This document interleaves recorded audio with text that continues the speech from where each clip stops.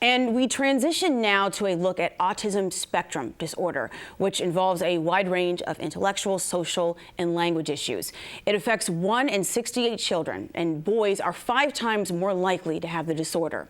African American and Latino children with autism tend to be diagnosed later in life than Caucasian kids.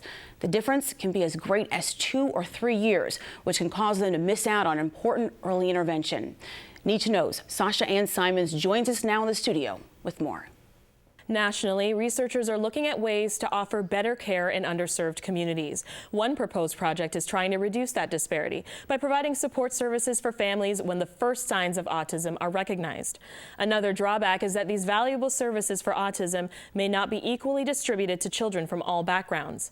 I spoke with one Rochester mother who volunteers her time helping other minority parents find those resources in the city of Rochester. She helps because she's felt the struggle. Take a look at her personal story. Get you brownies. Okay. He can make his own pizza. He can get potatoes and try to cut it. That way somebody can fry it for him. He knows how to put things in the oven by himself. But you see, all this, it had to be me teaching him. Anna Casserly is especially proud of her 16-year-old son, Jonathan, because she was told he'd never amount to anything. He was diagnosed with autism spectrum disorder more than a decade ago, and it's been a long road to independence for this teen. The Gates mother has struggled to get her boy proper medical attention. When he was 2, Jonathan suddenly stopped communicating and making eye contact. When she took him to doctors, she was called crazy for thinking something was wrong, until nearly a year later. He looked at him and said, "Oh yes, I'm sorry to tell you.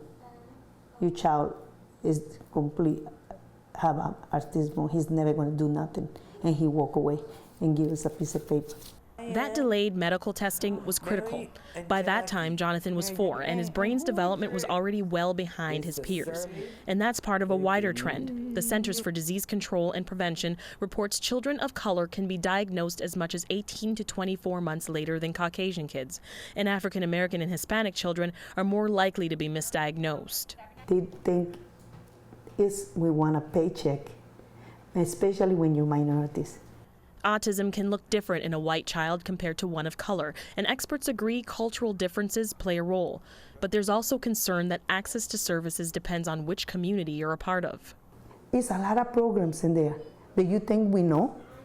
Thanks to a friend of mine that she's white, she's the one that come and tell me, look, they opened this program. Look, this is what they doing this. And we had the same coordinator. Christopher Suriano works with the Rochester City School District. So I think we need to look at better access to community resources, community centers that focus on students with autism. So I feel there is a lack of community resources for that particular disability. It's Suriano's job to come up with new programs to help children with disabilities transition from primary school onward. We need to take the responsibility to ensure that communities are better informed and that there are resources out there for parents. The school district has spent a lot on staffing, but Suriano says there's still an issue securing more bilingual special education teachers.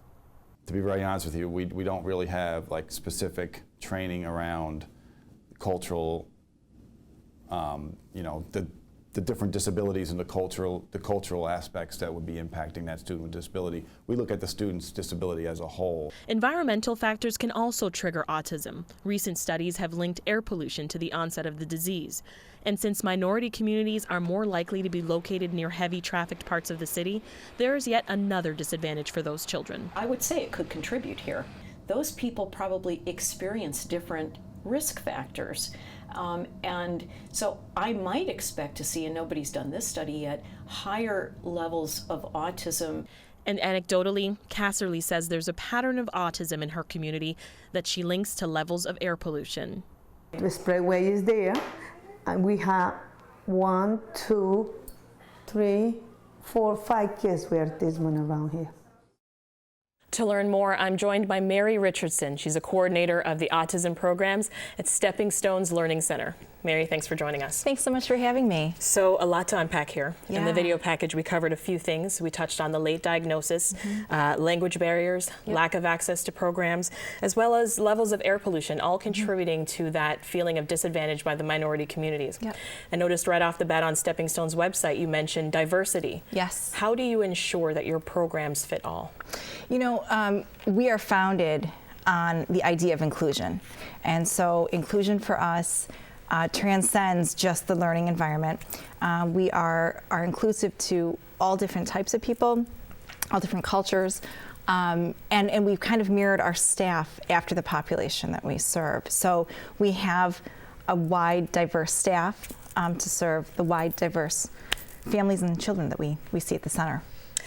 How important is early intervention, especially when it comes to autism spectrum disorder? Oh my gosh, it's probably the most important factor, quite honestly. That and parent involvement. It's a differential factor in the best outcome scenario, and it's critically important to get kids diagnosed early. You mentioned when we spoke earlier different characteristics of autism, you know, from culture to culture. Can Yep. you unpack that for me? Sure. Yeah. You know, one of the things that we've seen over time is that different cultural groups ascribe different value to some of the characteristics that we associate with autism. So, for example, joint attention, which is the sharing and the directing of attention to a joint event. That's typically delayed in children with autism, and most children will demonstrate that by pointing. And as adults, we have different ways of doing that, but children will point. They'll use an index finger to point. And there are different cultures that will feel that that's actually rude. And so if you look at those cultures, that may be something that's not identified early on as a warning sign for autism. Wow, okay. Now I want to just get a sense of the difference between what it is that you do at a private center like Stepping Stones versus what families with children with autism can expect at the city school district. Well, you know, two different things really, because first of all, we're servicing two different populations. We service the early intervention and the preschool population. And we also service birth to 21 through the OPWDD program. So two different funding mechanisms. We're a family-centered school. We want family involvement. We want families in the school. The services that we can offer are essentially the same with regard to special ed and speech pathology, occupational therapy, and physical therapy, those sorts of things. But we're getting the children certainly much younger. And then we have after-school programs to work on social skill development and out in the community, community rehabilitation programs and such. Excellent. Now, on the flip side, and I'm speaking as a person of color, there has been known to be a stigma, a cultural stigma, when it comes to medical conditions. Sure. So with family being, you know, so important to us, sometimes we tend to listen to family more than a physician. Sure. And you know, you have some people that'll not embrace medical health, especially mental health conditions as quickly as others. So have you come across this in your practice? We have. You know, and one of the things is we go out into homes to work with families and to work with children. Sometimes that can be kind of tricky, where families kind of want to pull inward, and we are trying to get families to kind of expand outward, to either seek out different help or to rely on the professional expertise that we can bring into the home. But you know, that's something that we kind of deal with on an everyday basis, and certainly every group is a little bit different with what they expect as people are coming in and out of their home.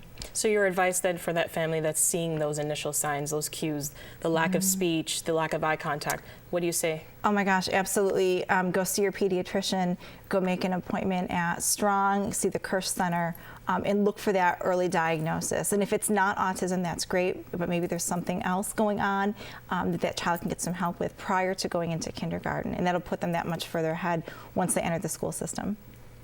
Now, diversity in care for children with autism is certainly something that I'll be covering a lot further in my reporting, and you know, we've only cracked the surface today. Mary, thank you so much for joining us. Thanks for having me. You can learn more about the programs and services available at Stepping Stones Learning Center. Just visit their website. That's steppingstoneslearning.com.